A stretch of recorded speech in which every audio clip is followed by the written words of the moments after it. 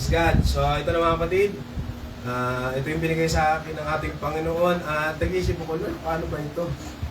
Ito yung binigay na rema nung nakaraan, araw. Sa akin, alam ko lang kung paano buuin. Pero sa akin, Lord, kaya kong buuin, pero parang ang hirap i-deliver. Pero nagtitiwala tayo sa ating Panginoon. Amen. At ito po, yung ating title ngayon, A Prayer from Hell. Hindi nagpe-pray pala sa hindi nagpe-pray pala sa impyerno. Pwede kaya mga kapatid sa palagay nyo?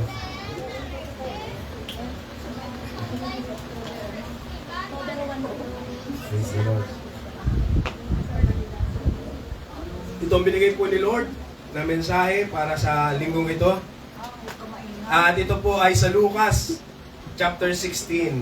Kaya kilala nyo si Lazaro at yung mayaman. Ito mga kapatid. So, ito po ay kino-consider na isa sa mga parables. Pero ang rules ng parables, ang sabi sa amin mga kapatid, pag ang isang parables ay merong pangalan ang karakter, totoo yun. Amen. Totoo. So, di ba makita na marami tayong alam. Sino yung mga alam sa mga parables? Parables of the sower, pearl, ano pa? Maraming parables. Ayan. So sa Lucas, sabi po dito, merong dalawang karakter po dito. Isang mayaman na nagpakasasa sa buhay at isang si Lazaro na pulubi. So ito po yung two main character po dito na pag-uusapan sa Lucas chapter 16 verses 19 hanggang 31. Sabi po dito, may isang mayamang laging nakasuot ng mamahaling damit at saganang-sagana sa pagkain araw-araw. Talagang mayaman ano. Sabi dito sa atin, branded. Mga damit, branded. Mayroon pala pag branded lagi ang damit ano. Ayan. Pero din sa ibang salin, praise the Lord, kapatid, kaminin. Yes, kaminin. Hindi nga tayo dito. Sabi po doon mga kapatid, ay siya po ay, kasi sa panahon po nila, ay fine linen, ang sabi doon.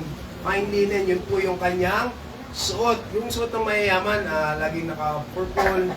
Yan, yung mga damit po nila mga kapatid. At sa kanila kasi, pagdating po dun sa Old Testament, meron po silang masasabi nating kasuotan ng mga mayayaman. So, status symbol. Nakikita po natin to. So, sa ibang salin, ipinakita po yan. At sabi dyan, yung kanyang suot-suot ay pangmayaman. Sino gusto dito pangmayaman ng suot lagi? Ano po ba ang paborito nating brand? UK daw, UK. Okay. Yung isa pinarinig ko, logo. Ayan. Paborito natin, mga pang budget friendly na mga kasukutan. Praise the Lord. So, ayos yan. Darating din tayo sa panahon na makapagsuot din tayo na pag nakahanap tayo dun sa okay na maganda-gandang damit. Amen. Yung mga damit, halos damit ko, mga okay din. Okay din naman. Hindi naman siya makati. Ayos din naman. So, ito ay 1920, may isa namang pulubi na nagngangalang Lazaro, natadtad ng sugat sa katawan at nakahiga sa may pintuan ng mayaman. So, imagine mga kapatid, si Lazaro, siya po ay pulubi at hindi lang pulubi, puro sugat pa ang kanyang katawan. Wala nang pagmamayari, meron pang sakit. Yun ang kanyang pagmamayari, yung sakit.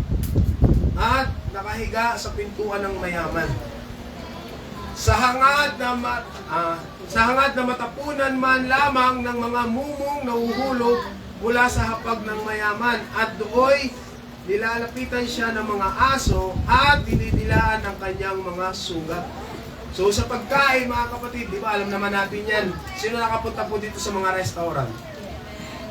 Sa mga fast food. May makikita po kayo dyan na kakain ng kaunti. Yung drinks doon, uminom lang konti, iniwan na. Yung punta sa inasal, parang puminas lang ng konting karne, iniwan na. Yung kanin, ganun din. Nag-only rice pero kakatingting lang naman ang kinakain. Yung po ay pagsasayang. Yan po ang sabi ng Biblia. At ayaw ng ating Panginoon ng mga nagsasayang. Amen. Kailangan sinisinok po natin yan mga kapatid. Dahil ito po ay kinukonsider nating pagpapala ng ating Panginoon. Kahit pinili mo yan, pagpapala yan ng ating Panginoon. Bakit? May pinambili ka eh. Amen. Kaya sa amin, yung upbringing po namin, alam yan, nila Jerome, pare-pares niya ng ano namin, sa mama at sa papa na side, ganyan po mga kapatid, bawal talagang merong matitira sa pagkain. Kahit mumo. Ano yung mumo? Hindi yung multo. Mumo yung sa kanin ba? Yan. Muyang. Yan mga kapatid. Wala kang ititira dyan. Kasi ayaw ng ating Panginoon nang nagsasayang. Tinan niyo yung pinakain ng ating Panginoon ng ilang libo na tinapay at sa isda mga kapatid. Ang sabi doon, yung mga natira, kinuha pa yun ng ating Panginoon, pinagsama-sama pa. So sa ating mga Kristiyano, mga kapatid, ayaw po ng ating Panginoon na sinasayang po natin yung blessing ng ating Diyos. Amen. Amen. Kailangan ano natin yan, makita po sa atin kahit sa pagkain lang. Di ba sabi ng Biblia, kahit sa pagkain, sa kung ano man ang gawin natin, ipakita po natin na gino-glorify natin ang ating Panginoon. Amen. Kaya kailangan masinop. Kaya pagdating sa pagkain na, pag tinatawag, punta agad. Amen. Kasi, alin, isang sign na, tinatamadan mo yung pagkain. Biyaya yan ng ating Panginoon. Sabi nga nila, maraming nagugutom. Tapos sa mga pilosopo naman, ay kung kumain ba ako, ay mabubusog sila. Pilosopong sagot po yun. Amen. Pero hindi, huwag po natin katatamaran ang pagpapala ng ating Panginoon, tapos pag tayo naman ang nawalan. Di ba? Saka tayo biglang hingi ng hingi sa ating Panginoon kasi wala na tayo, pero nung tayo ay sagana, dire-diretso naman tayo, ha kapatid, pinapabayaan natin.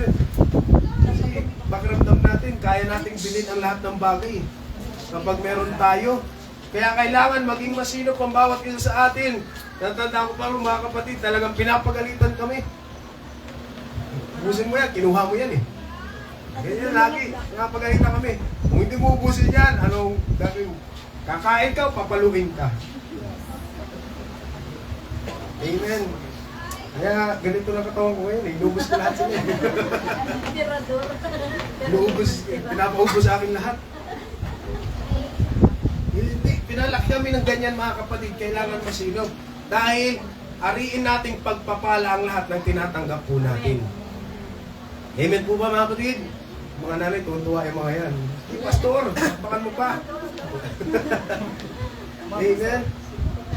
Hindi, kasi lalaki rin tayo, yung mga sa kabataan tayo, mga kabataan, lalaki din tayo at kailangan din natin maging responsable sa magiging anak natin. Ayaw natin ituro yung ating ginagawang mali.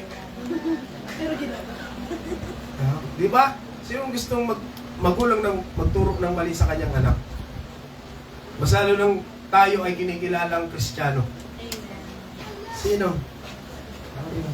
Okay na yan, anak. Itapon mo na yan. Madumi na yan. It's dirty. Dirty na yan, anak. Huwag mo na pulutin. Dirty na yan. Hindi madirik. Sa amin, lagi ko sinasabi, okay pa yan. Kamuti nga, nasa ilalim ng lupa, kinakain eh. Di ba? Huwag tayong magsasayang. Katulad po nito mga kapatid. Amen. Ganito yung ugali ng mayaman. Alam natin kung saan pumunta yung mayaman eh. Amen. Saan pumunta yung mayaman? Sa Hades. Gusto niyo pumunta sa Hades? Mag-aksaya kayo ng pagkain. Amen. Isa po yan sa hindi karakter ng mananampalataya. Kasi minsan, ni-set aside natin yung mga ganyang bagay. Pero ang Biblia mga kapatid, detailed, pag yan ay magbibigay ng utos po sa atin. Kaya pag manalangin tayo, detailed din dapat. Kasi yung mga bagay na ganyan, minsan hindi po natin nakikita na yan pala ay pag-aaksaya sa blessing ng ating Panginoon. Hingi tayo, pray tayo ng pray sa ating Panginoon, tapos aaksayahin din natin. Anong pakiramdam ng Diyos? Amen? Ano po kayang pakiramdam ni Lord, mga kapatid, na tayo ng pray, nung binigyan tayo, kumuha lang tayo ng konti, okay na yun? Ano po kayang pakiramdam? Sa atin, ano pakiramdam kaya ni Lord kung ganyan ang gawin po natin sa kanyang mga pagpapala? Ha? Di ba sa magulang, di ba? Parang masakit po yun para sa mga magulang. Talagang pinagpawisan po natin, ginawan po natin ng effort para maibigay lang sa ating mga anak, di ba? Tapos pagdating dun sa anak ko, ayaw ko lang ganyang kulay. Ayaw ko nan. Parang nakakasama ng loob, mga kapatid, kasi yung magulang, excited po siya, talagang nandun yung kagalakan niya na ibigay ito sa kanyang anak. Pero pagdating dun sa anak, wala yung kabuhay-buhay. Tamlay na tamlay. Parang napilitan po na binigyan siya ng isang bagay na kinagagalak ng kanyang magulang. Galit pa. Oh, galit pa. May naglimutok dito, galit pa. Binigyan na, galit pa. Ay, hindi ako yun. Ay, hindi ka. Oo, wala naman akong pinangalanan. Sarah. Ay, ano ba yun? Praise God. Amen. Pero sa atin, na mga mananampalataya, lahat ng ibinibigay sa atin ng ating Panginoon, pinapasalamatan po natin yan. Hallelujah. Bigyan natin ng pagpapasalamat at pagpapahalaga ang lahat ng binibigay po sa atin ng ating Panginoon. Kasi maraming humihingi na hindi binibigyan ni Lord. Hiniwala po ba kayo dyan, mga kapatid? Maraming nagpe-pray na ng ilang taon. Doon sa ginugusto mo, sa'yo binigay agad ni Lord. Yung sa iba, hindi pa rin binibigay. Yung Ate Lorraine, maraming mga tao na gustong-gusto yung isang bagay, pero hindi binibigay ni Lord. Pero sa'yo, hindi mo pa pinagpe-pray, ibinigay na ng ating Panginoon. Di ba, maraming pagpapala po yan. Praise God. Kaya huwag po nating sasayangin ang mga pagpapala na ibinibigay po at mga pagkakataon na binibigay sa atin ng ating Panginoon. Baka yan na yung last na pagkakataon na ibigay sa iyo ng ating Panginoon. Dahil yan yung test ng ating Diyos kung ikaw ay pagkakatiwalaan sa ganitong bagay. Praise God. So, ganyan po yung ugali ng mayaman. At si Lazaro, natin siya, umaasa siya sa mga maliliit na bagay. Amen. Nasabi po dito, sa word na ito, ay mga mumong nahuhulog. Ibig sabihin, talagang para sa mga sa aso, kaya ang kasama niya, aso din. Tapos, ano pa sila? Mukbang din yung mga aso, mukbang din sa kanyang sugat. Dilaan. Kaya sa pantako, dito yung namatay na rabies. Kasi wala man sinabi kung paano niya namatay si Lazarus, pero sa pantako, diyan siguro yun. Na rabies. Amen. At sa 22, ayan na nga, namatay na. Namatay ang pulubi at siya'y dinala ng mga anghel sa piling ni Abraham. Namatay rin ang mayaman at inilibing. So dito, nakita ko yung komentary, mga kapatid. Ang sabi po dito, makikita po natin yung pagkaiba po nila. Yung pulubi, namatay. Si Lazaro, yung mayaman, inilibing. Siguro, ewan ko saan napupunta dyan baka yung mga aso naglibing kay Lazaro. Kasi lagi kasama niya. Nasabi po dito, namatay ang pulubi at siya'y dinala ng mga anghel. Tandaan po natin, mga kapatid, na meron pong mga anghel na naka-assign sa atin. At sabi dyan, yung mga anghel na yan, ministering angels. So sila po yung tumutulong sa atin pag tayo po ay, halimbawa, mas lalo na po tayo mga anak ng ating Panginoon at nakaranas na ng banal na Espiritu, tayo po ay pagmamayari. Ang sabi ng Epeso, tayo po ay pagmamayari na ng ating Panginoon. At dahil tayo pagmamayari ng ating Panginoon, meron pong mga anghel na lagi pong sumusunod sa atin. Kaya huwag niyo pong sabihin, mga kapatid, na kaya niyo magtago sa ating Panginoon dahil may naka-assign na mga anghel sa inyo. Alam ng mga anghel ang ginagawa mo. At ang sabi ng Biblia, hindi lang anghel ang nakasunod sa inyo. Pati ang mga demonyo. Ang demonyo, ang trabaho po niya sa buhay ng isang tao, mag-report. Sabi ng Biblia, panaog. Yun yung reporter ng buhay natin. Sila yung mga paparazzi. Ano yung paparazzi? Yung laging nakasunod sa mga artista. Sila yung nangunguha ng ng stolen shot. Kaya pag tayo may ginagawang mali, huli ka. Huli ka. Pag tayo may mga, kasi yan ang trabaho ng kaaway, hulihin yung pagkakamali natin. Di ba yan sinabi ng Biblia? Ano siya, nag-aantay siya ng pagkakataon na tayo ay magkamali. Kaya sabi ng Biblia, huwag mong bigyan ng puwang ang kaaway. Kasi yun yung trabaho po niya, magsumbong, Lord. Nakita ko na naman si Darwin.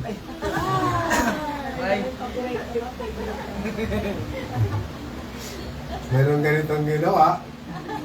Nagsukli, kulang ng 5. Yeah, meron ganyan mga kapatid.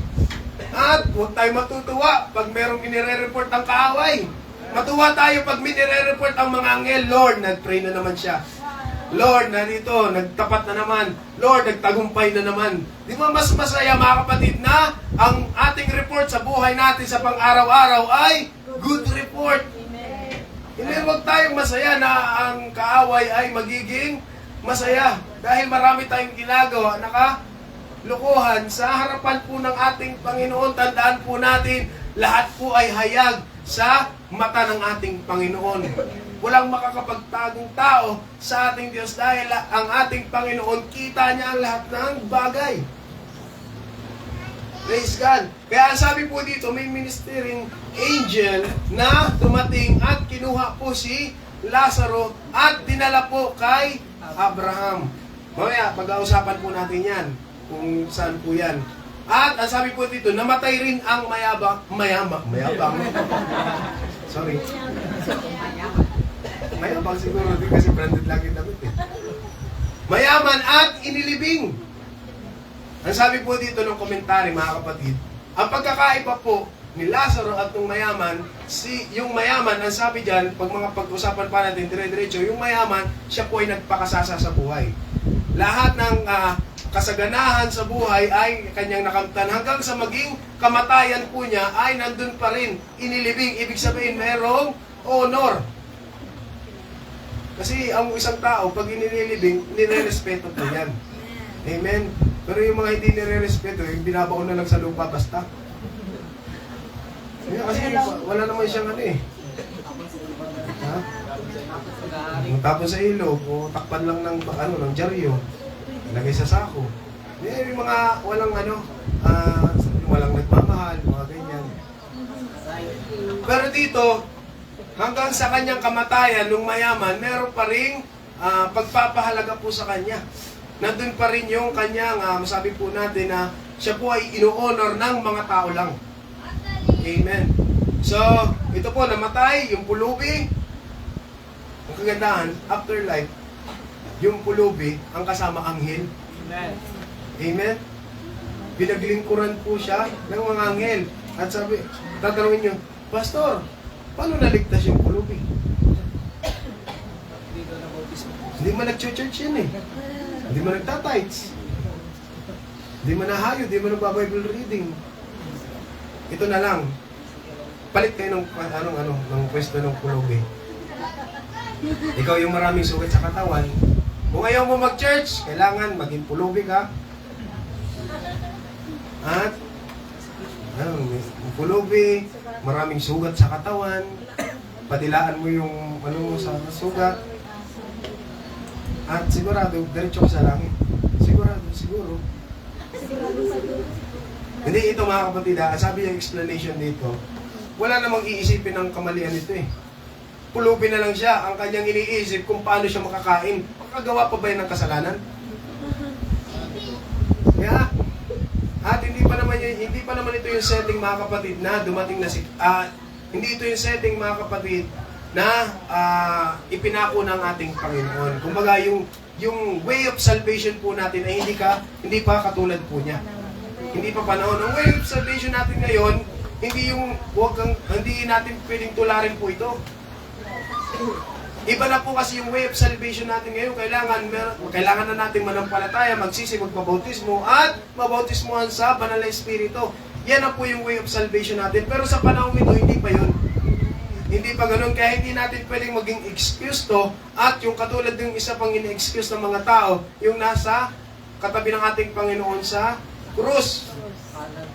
Oh, di ba sabi no, sa oras din ito, dadaling kita sa paraiso. Magpapako sa krus.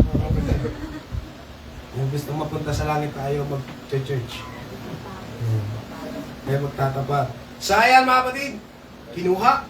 Yung mayaman, walang silent ang Bible kung meron bang kumuha sa kanya. At merong malaking paniniwala dito sa atin, may kumukuha yung malaking may karit na yung pangkabas ng ano, kamatayan. Nasabi po dito mga kapatid, now it happened that the poor man died and his spirit was carried away by the angels to Abraham's bosom, paradise. Yun po yung ibig sabihin ng Abraham bosom, paradise. At yung paradise na yan, yan din po yung binabanggit ng ating Panginoon nung nandun sa krus ang ating Diyos. Dadaling kita sa paraiso. Ibig sabihin sa langit. Yun din ibig sabihin po na mga kapatid. And the rich man also died and was buried. At sa 23, sa gitna ng kanyang pagdurusa sa daigdig ng mga patay, alam natin kung saan napupunta ang mayaman. Saan po napunta ang mayaman? Hades. Sabi po dito, sa gitna ng kanyang pagdurusa sa daigdig ng mga patay, natanaw ng mayaman si Lazaro sa piling ni Abraham. Kasi doon siya dinala ng mga angel. Pero itong mayaman, siya po ay nagdurusa. Praise the Lord. Sinong gustong magdurusa? Ako, init na ako eh. Dito pa kaya? Sabi diyan, sa 24, ay sa 23 ito. In Hades, ano bang basa dyan sa ano? English, mga English ano? Anong basa dyan? Hades? Hades. Hades na lang. Pero English kasi binabasa natin eh.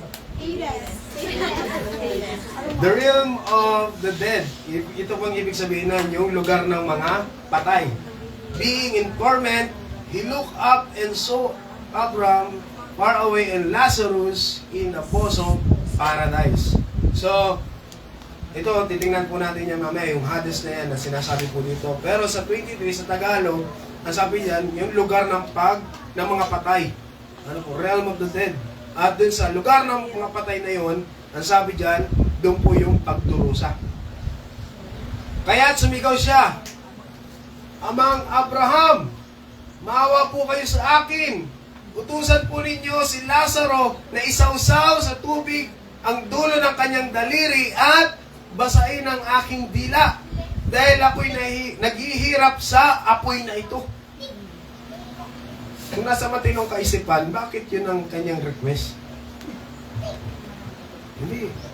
Abraham, bigyan ako ng isang butalyo ng tubig. Bakit daw pa? Bago makarating sa kanya yun, wala na yun, nagtulog na mga kapatid. Ibig sabihin, ito po ay sa sobrang paghihirap. Desperate, mga kapatid, na situation na nandoon yung kanyang paghihirap. Mahirap, mga kapatid. Sino yung napasok na dito ng apoy? Anong kadahilanan nun? At napasok naman kayo? Lansya, hindi apoy yun. Nagpiprito. Naglalaro ng kadena. Plastic. Ayun, mas masakit yung plastic.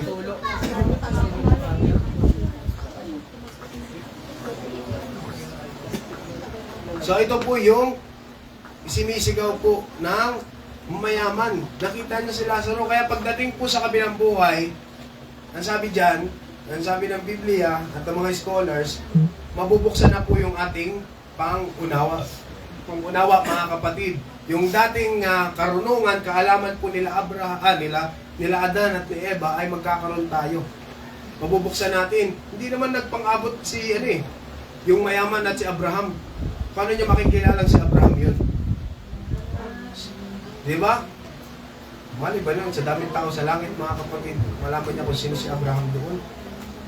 So, ang sabi diyan, mga kapatid, babalik yung ating pagkakilala. Di ba sila Adan, siya yung nagpangalan sa mga hayop. Matandaan pa yan lahat yun, mga kapatid.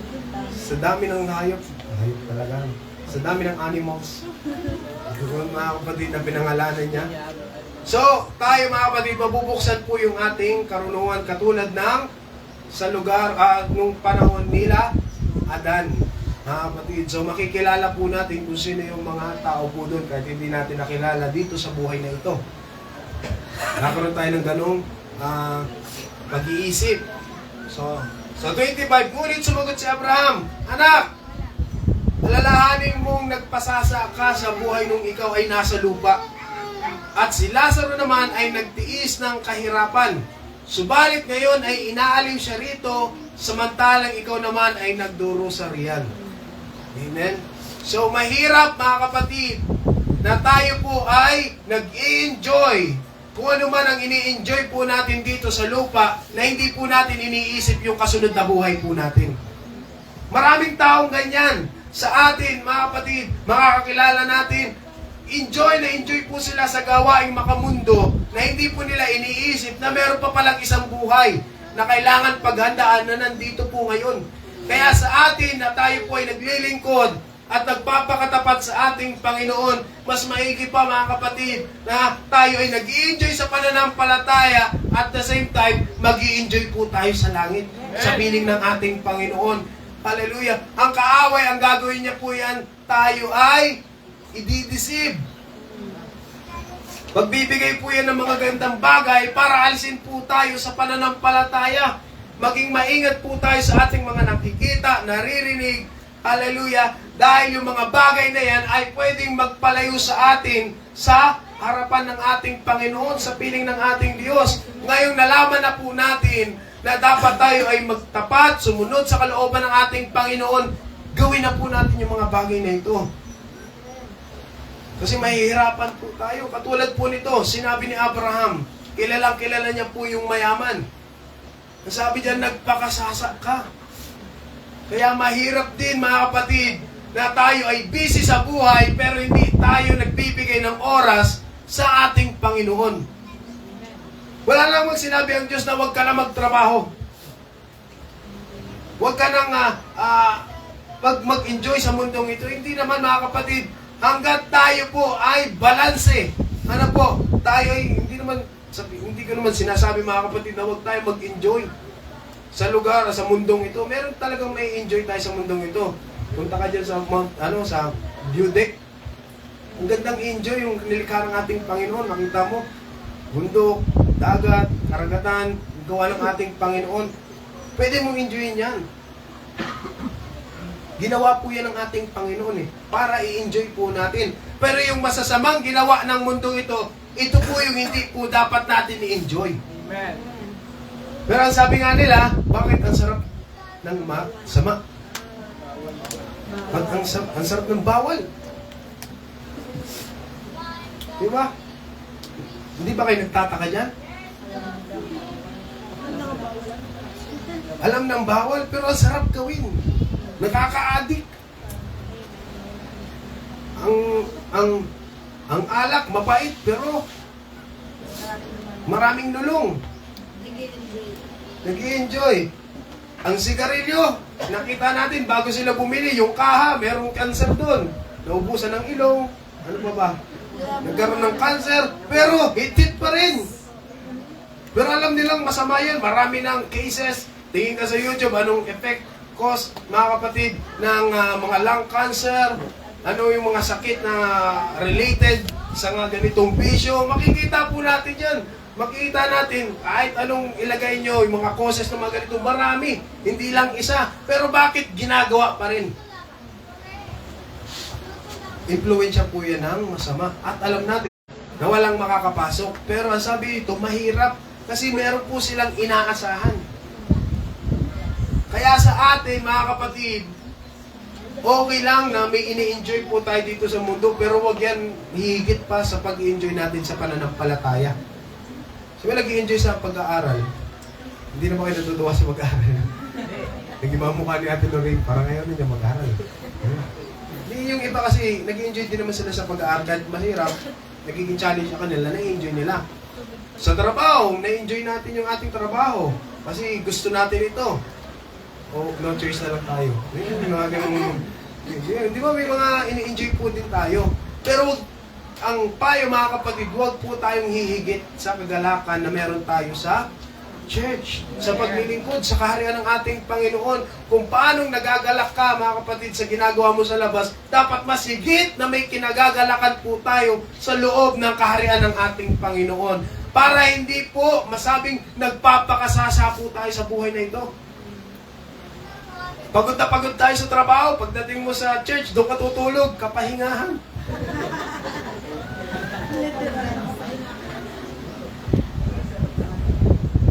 Kasi sabi ng Biblia, kapahingahan ng ating Panginoon. Kaya pumunta sa church para matulog.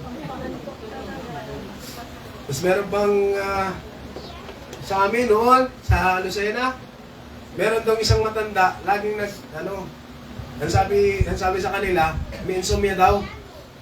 Hindi nakakatulog. Pero pag nadating sa church, tulog. Kaya sabi ng pastor, tatay, okay yan, at least dito nakakatulog siya. Sa kanila kasi, pagdating sa bahay nila, minsan hindi makatulog. Pero pag nasa church, tulog. Grabe yung kapahinga na nasa loob ng church. Matanda po yun. Sa atin, hindi pa naman tayo ganun katanda. At wala man tayong sakit, mga kapatid. Gisingin natin sarili natin. Mga paggising mo, nag-aapoy na yung paligid mo. Mahirap yung ganyan. Amen. So sabi po dito, nagpakasasa. Nag-enjoy. Ginawa yung kanyang kagustuhan. Yung nasa ng kanyang laman, ginawa. Nandiyan na mga kapatid, pero si Lazaro, siya po ay nagtiis. At alam natin, makita po natin kung nasaan yung kinahantungan po ng dalawang ito. At ang sabi po dito mga kapatid, ayan, hanap na. Wala si Lazaro doon. Ay, nandun. Hindi masyado halata. Meron po, pagdating po sa theology, meron po silang sinasabi na yung word ng soul sleep. Ano yung soul sleep mga kapatid? Sa theology, maraming may sinasabi na kapag ang tao ay namatay, tutulog muna yan. Di ba? Kaya maraming pagkakataon na nabanggit sa Biblia na siya ay natutulog lang. Saint Peter, hindi lang siyang parang natutulog lang. Biblia mga kapatid, merong paniniwala sila na kapag ang mga patay ay namatay na, ay mga tao ay namatay na, mali patay namatay na. No? Yung mga tao ay namatay, aalis na, sabi ng Ecclesiastes, yung espiritu, babalik yan sa ating Panginoon. Yung katawan, ito po ay babalik sa lupa. Dahil ito yan ginawa sa alabok. At yung kaluluwa, ang sabi po dyan, yung kanila, yung ibang mga turo, ito po ay tutulog muna. At sila po ay gigisingin pag judgment day na. Yun yung isang paniniwala. Pero, tiliwas po ito sa Biblia. Kasi pagdating po dito sa Lucas, sa kwento po nito, nandyan agad, nakapasok na agad eh. Aware ang kaluluwa. Ganun din, pagdating po dun sa ating Panginoon, nung sila po ay nasa krus na, ang sabi dyan, yung kasama niya, sino ba yun? Kasi sa Katoliko, merong pangalan yung dalawa. Yung isang kasama niya, sabi niyo, sa oras din ito, dadaling kita sa paraiso. Ibig sabihin, aware. Hindi matutulog. Wala yan mga kapatid. Kaya, yung soul sleep, sa akin hindi po yan biblical. Kasi ito yung mga accounts sa Biblia na aware ang kaluluwa pagkasunod ng kabilang buhay. Then, itong pag-uusapan po natin, di ba may ano yung mga naririnig po natin patungkol, pag nagbabasa tayo, yung mga deep reader na po dito, yung malalalim na magbasa sa Biblia. Di ba may mga napapansin tayo, may Hades, Sheol, may mga binabanggit po mga kapatid, Abraham Bosom, Paraiso. Yan. So ito po mga kapatid, medyo may konting tayo ngayon, pang teaching tayo. In Hebrew scripture, the word used to describe the realm of the dead is Sheol. Sa Hebrew scripture mga kapatid, yung Sheol ito po yung lugar ng mga patay. It simply means the place of dead or the place of departed soul and spirit, o soul or spirit. So ito yung mga kinalalagyan ng mga namatay na. Ayan. In the New Testament, Greek, equivalent to Sheol is Hades. Yung Sheol at Hades, iisa lang pala yan. Which is also a general reference to the place of the dead. So, yung Sheol ay sa Old Testament. New Testament, ang tawag na sa kanya, equivalent niya ay Hades. Ito ay lugar ng mga patay. In Greek word, Gehenna is used in the New Testament for hell and is derived from the word Hinnom. Hinnom. So, makita po natin na may mga pagkakaiba pa pala yan. Yung Hades at yung dagat-dagatang apoy o impyerno, magkaiba po yun.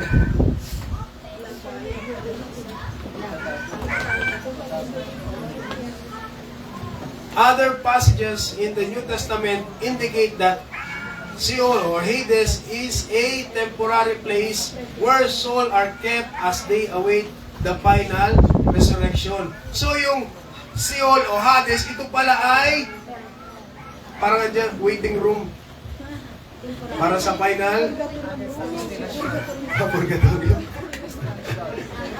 Purgatorio pala. Kasi ang purgatorio, ang katuruan po ng purgatorio, pwede pa silang maligtas.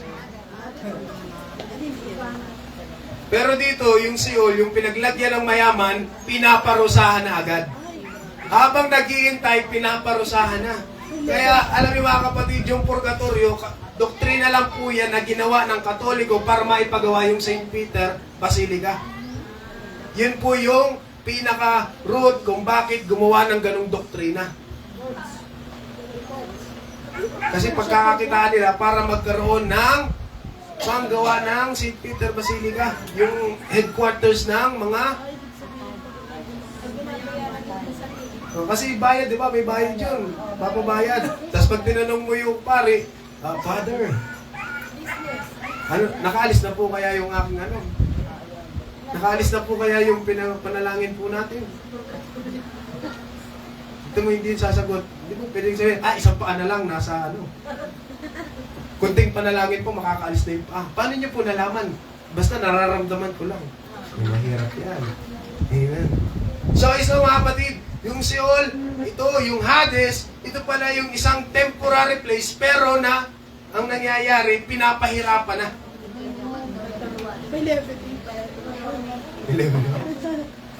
Pinapahirapan na. Mga kapatid, temporary place. At yung doon naman sa mga mananampalataya, ito naman ay doon sa piling ni Abraham. And the lake of fire is the last destination of the wicked and the disobedient.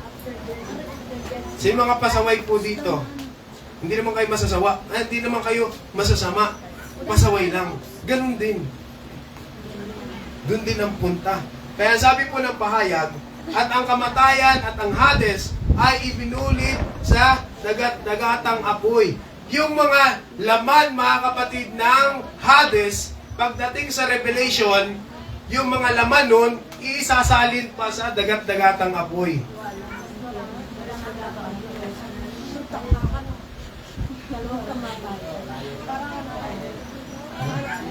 Trial ba yan? Parang pinakuluan ka dito sa Hades, lalagay ka pa piprituhin. Parang gano'n mga kapatid. Minarinate. Ganun muna, pinakulo muna, parang luto yung buong loob. Ilagay ka dun sa pinakakawa na, dun sa pinakapong piprituhan sa'yo. Mapapansin po natin dito, kung yung mayaman ay nagdurusa na sa Hades, ano pa kaya ang mangyayari pagdating sa dagat-dagatang apoy sa impyerno?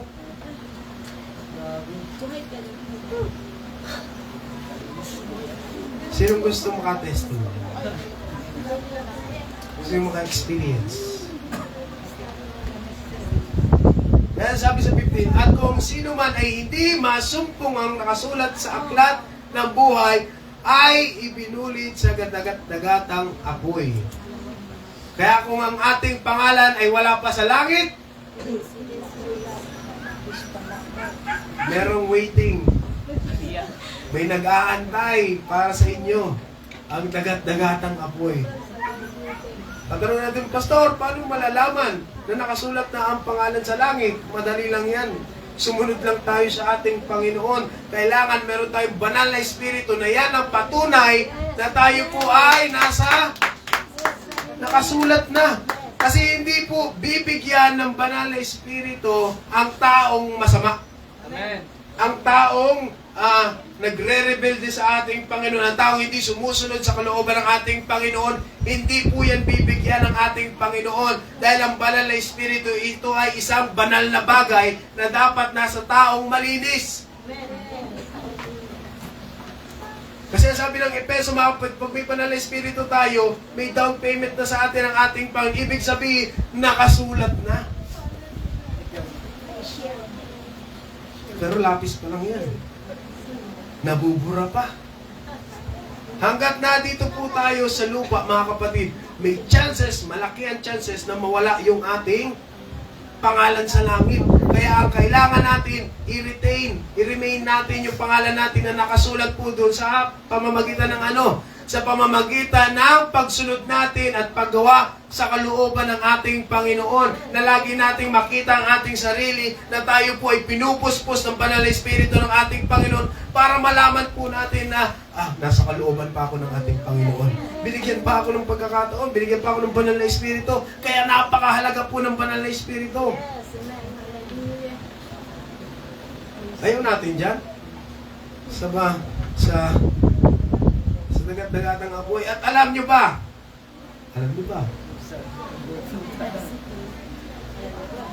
na ang Hades ay palaki ng palaki. Nag-i-expand yan. Therefore, Sheol, the realm of the dead, has increased its appetite and opened its mouth beyond measure. Palaki naman ang palaki. Hanggat mayroon nagkakasala, palaki ng palaki. Salamat sa ating Panginoon. Isa ka sa pinagpalakihan dati ng Hades, pero nakuha ka ng ating Panginoon. Na-intercept ka ng ating Panginoon. Sana'y papunta ka doon. Pero dahil dumating ang Panginoon sa buhay po natin, hindi na po tayo para dyan. Yung boisterous, mayayabang, drunker, rebels, yun yung nagpapakasaya sa mundong ito, sila po yung papunta po doon. Amen. Kaya salamat dahil nawala yung kagalakan natin sa mundong ito.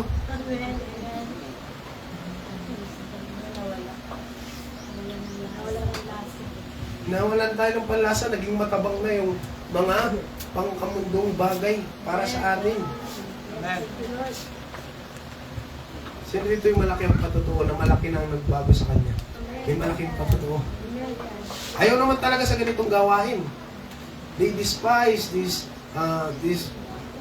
church, mga ganitong pananampalataya. Ayaw nila sa mga ganito. Hindi nila, sabi ng mga social, I never imagine na magiging ganito ako. Na ako'y magsusuot ng palda, ng formal, sa mga lalaki, na mag-i-slacks ako, na magbabarong ako, na magiging formal, naka-long sleeve. Hindi ko iniisip ito, na magdadala ako ng Biblia, na mag-share ako ng Word of God, na sasamba ako, na magtataas ako ng kamay, na magsasabi ako ng hallelujah, naluluha ako, tatawa ako sa kagalakan, hallelujah. Wala tayong ganitong iniisip noon. Hindi natin sumagi sa isipan natin na ang inakakala natin sa mga ganitong gawain, mga baliwang tao. Di ba? Kasi hindi natin naintindihan. Pero ngayon naintindihan natin, malaki ang pasasalamat natin sa ating Panginoon. Hallelujah! Dahil isa po tayo sa pinili ng ating Panginoon. Ang sabi ni Pablo, hayaan ng baliw ang paningin nila sa akin. Basta naglilingkod po tayo sa ating Panginoon. Dahil yung mga baliw ang paningin sa atin, pag naglingkod yan sa ating Panginoon, ganun na rin ang tingin sa kanila ng mundo. Tayo, hindi tayo baliw. Alam po natin yung ating pananampalataya. Hallelujah, nararamdaman natin ang pagkilos ng banal na Espiritu, mga kapatid. Kapag tayo ay nagsasalita ng iba't ibang wika, hindi tayo mga sirang ulo. Kasi ganyan din yung reaksyon ng mga tao sa unang pagbagsak ng banal na Espiritu. Ang sabi pa nga dyan, mga lasing. Yung 120, mga lasing daw sila. Pero tumayo dun si Pedro, hindi kami mga lasing. Hallelujah. Ito yung katuparan na Acts 1:8 na hanggang ngayon ay natutupad sa panahon po natin ngayon na binibigyan tayo ng authority, na binibigyan po tayo, hallelujah, ng kapangyarihan para mag-witness. Amen. Praise God. Praise the Lord. Kaya ayaw natin ito. Salamat sa Diyos, hindi na po tayo kasama dyan. Amen. At alam nyo, may experience din ng sasabihin natin, Pastor, paano yung experience? Masabi natin, paano yung sa hell? Ayaw ko namang sabihin, ayaw ko na pumunta doon para sabihin sa inyo, ganito, mainit pala doon. Personal na experience, mahirap yun. Kaya nagsulat na ang Biblia, para hindi na tayo pumunta doon. Experience na yan, sabi dito sa Marcos, kung ang kamay mo ay nakapagpatisod sa iyo, putulin mo ito. Hindi, pamananalita na ito, labis na pananalita, hindi ito literal. Kung ang kamay mo ay nagpapatisod sa iyo, putulin mo ito. Mas mabuti pa sa iyo ang pumasok sa buhay na baldado kaysa may dalawang kamay at mapunta sa impyerno. Sa apoy na hindi mapapatay, na kung saan ang kanilang mga uod ay hindi namamatay at ang apoy ay hindi napapatay. Hindi lang pala sa dagat-dagatang apoy, merong apoy lang ang kalaban doon. Meron din palang uod na hindi namamatay. Alam niyo mga kapatid, merong isang discovery. Mga scientists po yun, sa discovery ko na paroon yata yun, na sila ay pumunta sa kailaliman doon sa volcanic, sa mga bulkan sa ilalim ng dagat. Meron doon mga bulkan sa ilalim ng dagat. Ang sabi dyan, meron silang na-discover dyan, mga kapatid, na ganito kalaking mga uod. Hindi lang, ganito kalaki at mahaba. Ano? Uod, ganito kalaki, dan mahaba, at naglalangoy doon sa lava, na doon sa loob. Ang hirap doon, mga kapatid, nagdurusa ka na sa sobrang init, sa sakit. Amen. At ito ba, ganun pa lang ganun sa iyo, mga uod, mga kapatid. Amen. Hindi ka mag-i-enjoy. Kahit sabihin ng dagat yun, dagat-dagatan yun. Hindi ka mag-i-enjoy, mga kapatid. Pasok sa bunganga, kung sa may butas, papasok. Hindi masarap. Hindi ka mag-i-enjoy. Kung nag-i-enjoy man tayo ngayon dito sa lupa, tiyakin natin na mag-i-enjoy dito tayo sa kabilang buhay, mga kapatid. Itama po natin yung kasiyahan, kagalakan. Pilay kay sa may dalawang paa at may tapon ka sa impyerno. Inulit-ulit. Paulit-ulit. Ang sabi niya, mga kapatid ng mga scholars, kung pag-uusapan natin, ang ating Panginoon, pumunta po siya dito sa lupa at mas marami pa siyang pangangaral tungkol sa impyerno kaysa sa langit.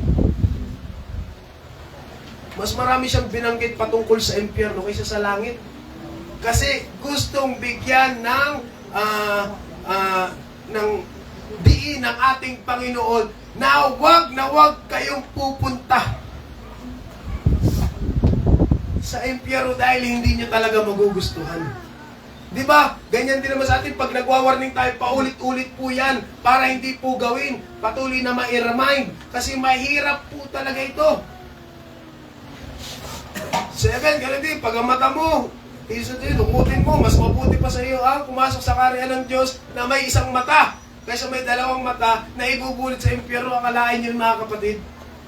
Dahil sa mata, yun lang pala yung cause kung bakit ka na-impyerno. Dahil sa isang parte ng katawan mo, kaya ka pala na-impyerno. Kaya sabi po dito, ito yung labis na pananalita lang para mas maunawaan. Mas maigi pang bulag ka na makapasok ka sa langit kaysa magdusa ka na kumpleto nga ang iyong katawan. Mahirap po yan, mga kapatid.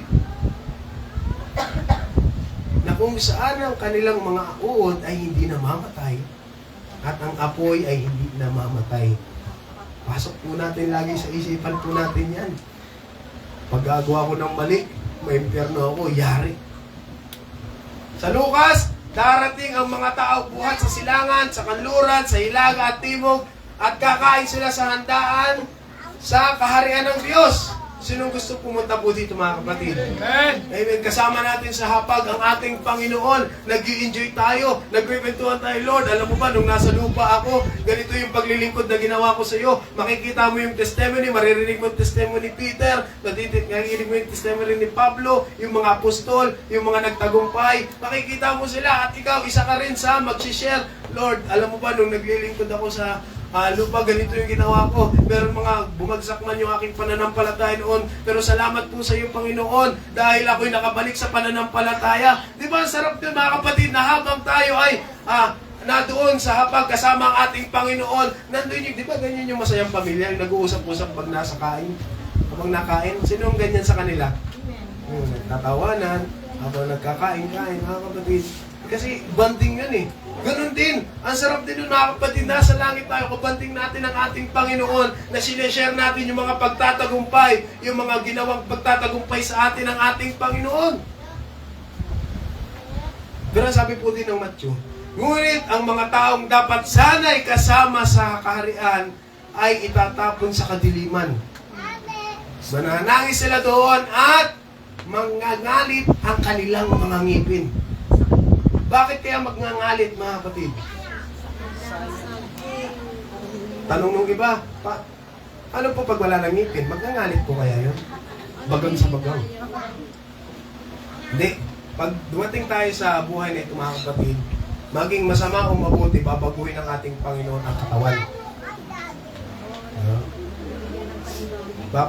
Kahit masama ka, kahit mabuti ka, papalitan talaga yan ng katawan na pang langit. Pang-impyerno kaya. Amen. Ibahin po yan. At sabi doon, magiging kompleto ulit yun. Yung bungal mong ngipin dito sa lupa, bungal ka na nga, mali pa yung ginagawa, sumasaway ka pa sa kalooban ng ating Panginoon, pagdating sa kabilang buhay, makukompleto yun, pero gagamitin mo yung pangngit-ngit lang. Pagngalit lang. Pag masama yung ating pupuntahan. Sabi niya mga kapatid, bakit? Isa pang dahilan kung bakit nagngangalit, dahil nalaman na nila ang katotohanan, pero hindi pa rin nila sinunod. Amen. Dahil gumagawa na ang ating Panginoon ng kapamaraanan, pero hindi pa rin sila nagko-confirm sa ating Panginoon. Kaya mahirap po yan mga kapatid, na nalalaman na po natin ngayon ang katotohanan, pero hindi pa natin ginagawa. Wala pong pwedeng gawing sisihin natin ang ating Panginoon na sabi niyo sa ating Lord, Lord, hindi mo naman ako kinalingay. Lord, hindi mo naman ako binigyan ng mensahe. Lord, hindi mo naman ako binigyan ng mga ngaral. Hindi, marami na, laganap na ang mensahe ng ating Panginoon. Kahit hindi UPC, nangangaral din, mga kapatid, ng salita ng Diyos. Mga ways yan, ang sabi ng Biblia, ang hindi laban sa atin ay sa atin. Ginagamit lahat mga kamaraan ng ating Panginoon para ma-spread ang kanyang salita. Kaya mahirap makapunta sa impyerno. Sinong nangangarap mga kapatid makapunta sa impyerno? Ito yung pinaka-goal natin. Kung ang langit ay hindi nating goal, ito yung destination natin, ganun din ang impyerno. Destination din po ng mga taong hindi nag-aayos ng pananampalataya. Na hindi sumusunod sa ating Panginoon. Sabihin ng mga tao, grabe naman yung pastor na impyerno. Pangaral, nasa Biblia eh. Amen. Kailangan malaman ng tao, mga kapatid, na merong nag-aantay ng impyerno sa mga taong hindi mananampalataya sa ating Panginoon. Hell has no exit.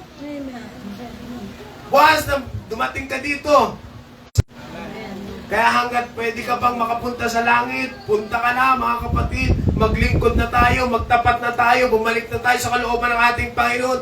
Dahil kung hindi, Magsisisi tayo, magsisisi. Kung sino may makapunta sa impyerno, magsisisi po yan. Magngangalit sila. Ang sasabihin na nila, dapat ginawa ko na yung pagkakataong yan. Dapat kinuha ko na yung pagkakataong ito. Dahil ito pala yung paraan para makaiwas ako dito. Ang pananampalataya, mga kapatid, sabi dyan, sarili-sarili yan. Nandito na tayo, nangangaral na tayo, pero yung tao pa rin na mag-decide. Balik tayo sa kwento. Bukod dito, may malaking bangin sa pagitan natin. Kaya't ang mga naririto ay hindi makakapunta dyan at ang mga naririyan ay hindi makakapunta dito. Wala nang exit. Yung nasa lugar nila Lazaro at lugar ng mayaman, bawal na mag-exchange yun. Ikaw naman, sab muna. Walang ganun, mga kapatid. May malaking bangin. May harang, mga kapatid. May isang malaking bangin, mga kapatid, na hindi ka pwedeng tumawid sa kabila. So, pag napapunta ka na sa Hades pa lang, bawal ka nang makalabas. Ayan. Kaya tamang ganyan na lang yung mayaman. Tamang request na lang na hindi naman mag-aral. Ngunit sinabi ng mayaman, kung gayon po, amang Abraham, ipinapakiusap kong papuntahin na lamang ninyo si Lazaro sa bahay ng aking ama. Isa pang doktrina, mga kapatid, ang mga patay, hindi na po yan pwedeng bumalik. Kaya yung mga ay bakit po merong yung namatay na namin, dinalaw ako kagabi. May tinatawag din niya, mga kapatid, na mga familiar spirit. Yung mga familiar spirit, di ba, nabanggit ko sa inyo kanina, sila po yung nagmamasid po sa atin. Kilala nila kung sino yung nasa circle natin, kung sino yung mga kaibigan natin, yung environment natin, kung saan tayo napupunta. Kaya tinawag na familiar spirit. Sila po yung nanggagaya ng didisig. Kaya maraming mga tao na yung mga manggagamot na kikilala daw nila, kita daw nila si albularyo. Medium ang tawag sa kanila. Darwin, meron ka bang yung mga patay na may papakausap ka ba? Si Rizal. Yeah. Hindi na po pwede yan, hindi naaari. Kasi sabi po dito, mga kapatid, sa kasunod, sa aking 5 kapatid, ayan, ito mamaya natin yon. Sabi dito, ang prayer request, mga kapatid ng mayaman, ay papuntahin si Lazaro sa bahay ng kanyang ama, mga kapatid. At may mga kapatid pa siya. Sa aking 5 kapatid na lalaki, suguin po ninyo siya upang sila'y bigyang babala at nang hindi sila humantong sa dakong ito ng pagdurusa. Yun ang prayer request niya. Request niya po yan kay Abraham.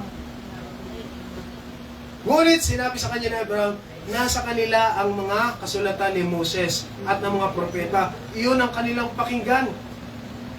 Nasa atin ang Biblia. Amen. May mga nangangaral po sa atin. Yun ang pakinggan po natin. Salamat, nakinig po tayo. Nagkaroon tayo ng ganitong pananampalataya.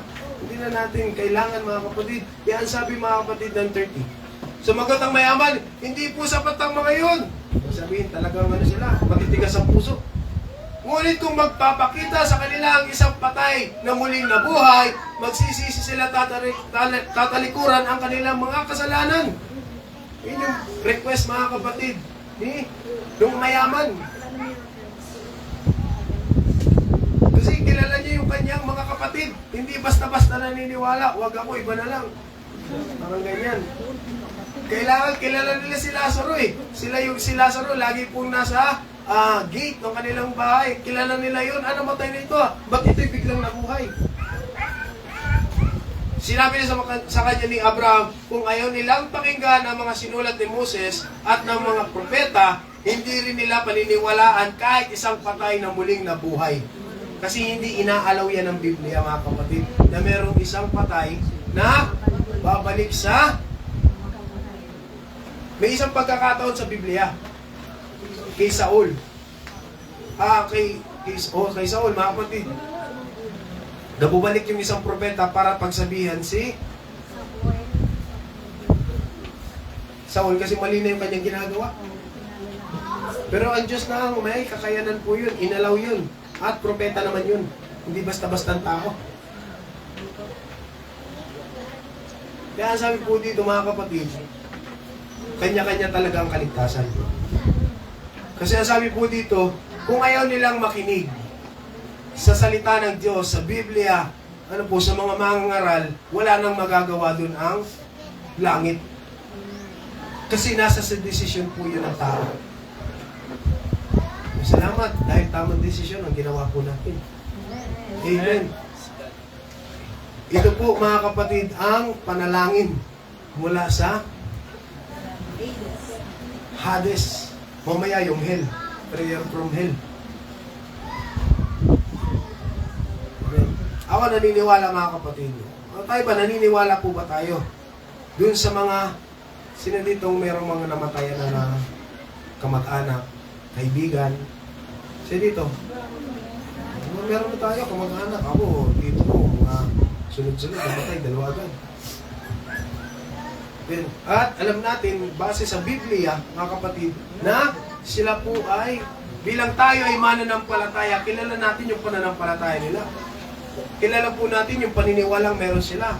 Yung pagsunod nila sa ating Panginoon. At sa perspective, sa paningin ng mga mananampalataya, alam nila kung pupuntang langit o hindi. Yan ang kagandahan na meron po tayo. Alam natin kung ang isang tao ay pupunta sa langit o hindi. Maraming sasabihin, don't judge. Hatulan, hindi. Kita mo yung panghatol na gagamitin eh. Nakakabatay na sa Biblia, alam mo kung ano yung mangyayari sa kanila kung hindi nila gagawin ito. Kasi alam natin kung ano yung susi ng langit. Kung nasan yung susi ng langit, kung paano ito gaganapin, makapasok po tayo. Kaya alam po natin kung saan pupunta yung mga kamag-anak, kaibigan natin, o sino mang kakilala natin na namatay na dito sa lupa. Alam natin kung nasan sila ngayon. At nakakaawa. Amen. At naniniwala ako mga kapatid na meron ding nanalangin para sa iyo na mula doon. Na meron ding nag-request ng mga taong nagdurusa ngayon na iligtas ka. Niniwala po ba kayo dyan mga kapatid? Kung nagawa po ito nung mayaman na meron siyang ganitong kalooban, meron ding mga kakilala po tayo na nagdurusa na ngayon na ayaw tayong papuntahin po dito sa lugar na ito, sa Hades mga kapatid. Kasi ayaw na nilang mahirapan po tayo. Kaya yung pananampalataya na meron po tayo mga kapatid, hayaang panatilihin po natin yan na huwag na nga talaga tayong sumunod sa kanila. Sa paghihirap nila. Dahil sila, baging sila may mga prayer din yan. Huwag ka na. Huwag ka nang gagawin, huwag mo nang gagawin yan. Maraming nagre-request na, oy, magpadala ka ng mga tao po yun para sila ay maaligtas. Ayaw kong maranasan nila yung paghihirap na meron ako dito ngayon. Maraming ding mga katulad ng mayaman, mga kapatid, na nanalangin para sa inyo. Na nagre-request na kayo ay mapabuti at hindi mapapunta sa kasamaan at kahirapan na meron sila doon. Naniniwala po kayo dyan mga kapatid. Ako personally, naniniwala ako na meron ganyan. Na sa tuwing tayo may ginagawang mali, merong nasusura sa atin doon sa ilalim. Yan yung ginawa ko noon eh. Ganyan na ganyan ako, kaya napunta ako dito, huwag mo lang gawin yan. Mahirap dito sa impyerno, mahirap dito sa Hades. Niniwala kayo dyan mga kapatid, meron ganyan. Na kung kita man tayo nila, galit na galit sa atin dahil gumagawa tayo ng mga mali. Ng mga pagkukulang na pagsuway sa ating Panginoon. Ayaw nilang mapunta po tayo doon sa paghihirap. Ang gusto nila ay mapunta tayo sa piling ng ating Panginoon. They trying to warn us, but they cannot do it. Hindi nila kaya dahil hindi sila pwedeng umalis po doon para warningan tayo. Batukan tayo, mali yan, hindi ganyan. Pupunta ka rin dito pag ganyan ang ginawa mo. Kaya wag po nating baliwalain ang mga naririnig nating mensahe sa ating Panginoon. Amen. Malimit tayong pinapaalalahanan ng mensahe ng ating Panginoon ng kanyang salita sa pamamagitan ng mga kanta, pangangaral, testimony, o ano pa mang ginagamit na mensahe ng ating Panginoon, devices ng ating Panginoon para tayo warningan. Huwag po nating babaliwalay ng mga bagay na ito. Huwag nating asamin na mapupunta sa ganong lugar, sa mahirap na lugar. Amen. Salamat, alam natin kung paano natin may iwasan yung lugar na ito. And another point, pagdating po dito mga kapatid, meron ding nagre-request.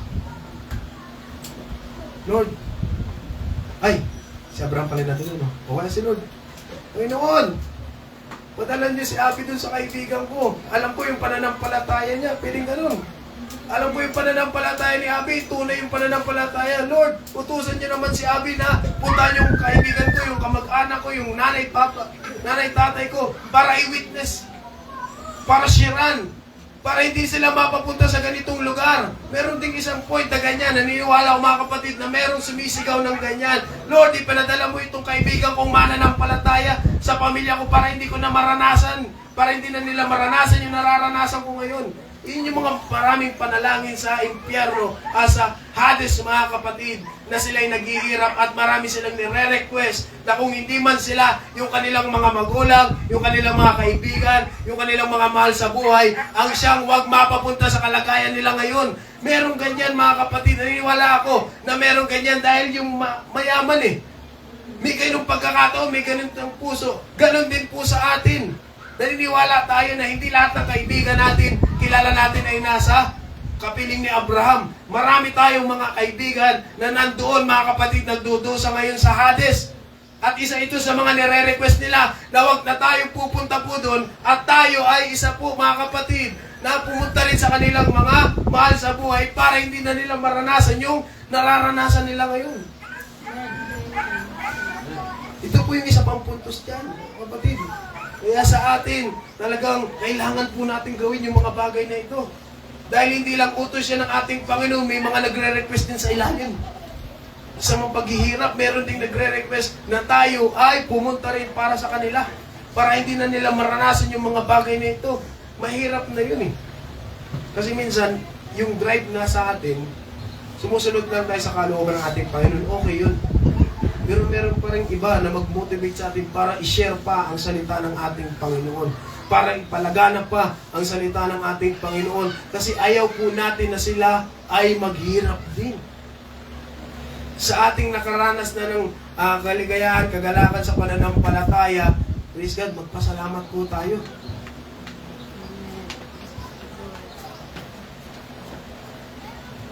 Amen. Niwala ko, nagre-request din yung mga nasa Hades.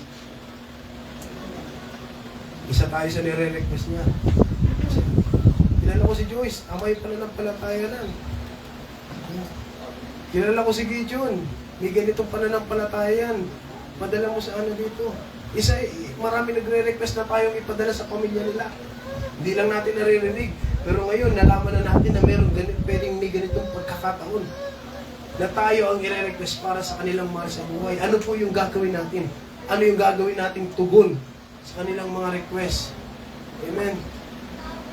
They are calling your name. Sinisigaw nila ang pangalan mo. Lord, ipadala mo ito.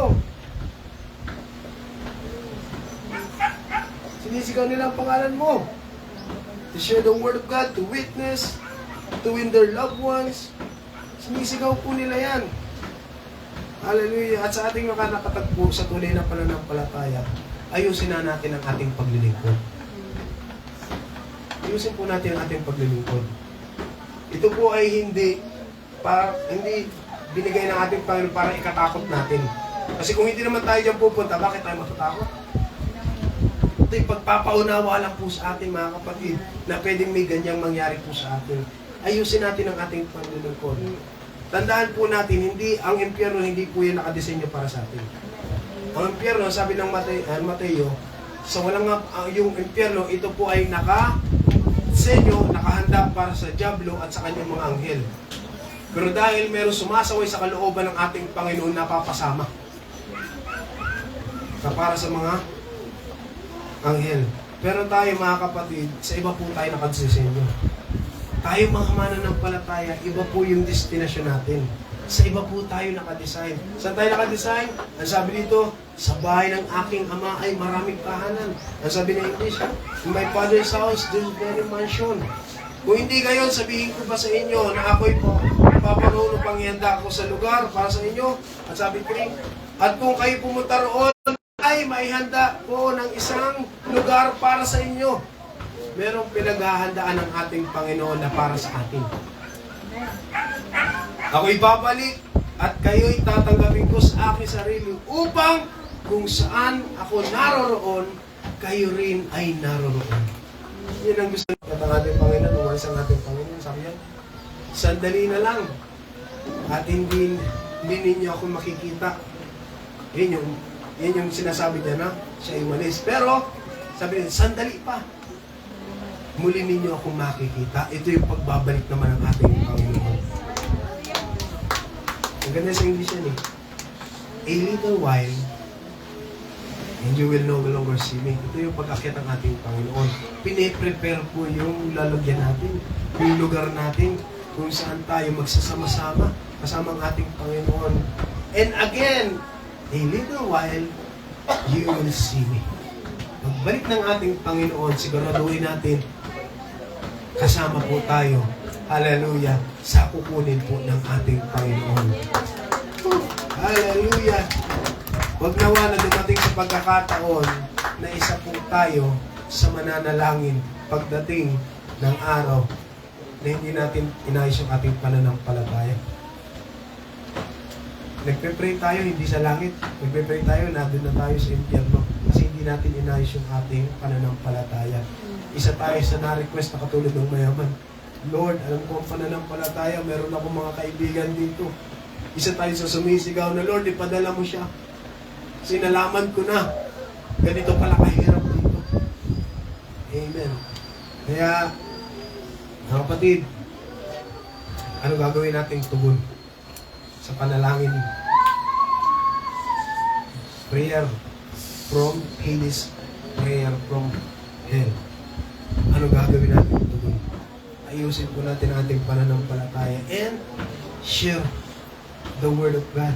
Kasi isa po ito sa mga request ng mga taong nasa ilalim na naghihirap po ngayon, mga kapatid. Praise the Lord. Tayo manalangin, Panginoong Hesus, salamat God, hallelujah. Sa iyong mensahe, Panginoong Hesus, nawa Lord, hallelujah, naunawaan ang aking mga kaibigan, ang aking mga kapatid, Panginoon, na ang impyerno, ang Hades ay hindi nakadesenyo para sa amin. Hindi ang langit na tahanan na yung hinahanda ay dyan kami, Panginoong Hesus, sa iyong piling, Panginoon. Ayaw mo, Lord, na hallelujah, na maraming mapapahamak. Hallelujah. Kaya, Lord, salamat, God, dahil kung patungo man kami noon sa lugar na ito, salamat, Lord, dahil kami kinuha mo, Panginoon. Inalis mo kami sa daan, hallelujah, patungo sa kapahamakan at inilagay sa daan na patungo, Panginoong Hesus, sa piling mo. Salamat, Lord, hallelujah. At nawagad na unawaan ng bawat isa sa amin ang kahalagahan ng pananampalatayang meron kami. Hallelujah. At patuloy, Lord, hallelujah, na kung meron kami mga pagkakataon na nasusuway namin ang iyong kalooban, ang iyong kagustuhan, Lord Jesus, hallelujah. Patawarin niyo po kami, Panginoong Jesus. Lord, hindi namin alam kung kailan kayo babalik. Hindi namin alam, Panginoong Jesus, kung kailan kayo babalik dito at kukunin ang iyong mga banal. Kung dumating man ang pagkakataon na buhay pa kami, kapag ay dumating, nawa, Lord, hallelujah, na masumpungan mo ang bawat isa sa amin, God, hallelujah, na ayos ang pananampalataya, ayos ang relasyon po sa inyo, Panginoong Jesus. Palooban na humanap pa ng mga tao, hallelujah, na may babalik, mailalapit po sa inyo para hindi na nila maranasan, Panginoon, ang paghihirap nakalaan para sa mga kaaway mo, Panginoong Jesus. Kaya Lord, malaki ang aming pasasalamat, God, hallelujah, dahil dinala mo kami sa ganitong pananampalataya, na ang pananampalatayang ito ay magdadala po sa amin sa iyong piling, Panginoong Jesus. Kaya Lord, patuloy, God, hallelujah, na ang kalooban mo ang mangyari po sa aming buhay. Salamat, Panginoong Jesus, pinupuri ka namin at patuloy na sinasamba ang iyong banal na pangalan sa ilamang po, Panginoong Jesus. Amen.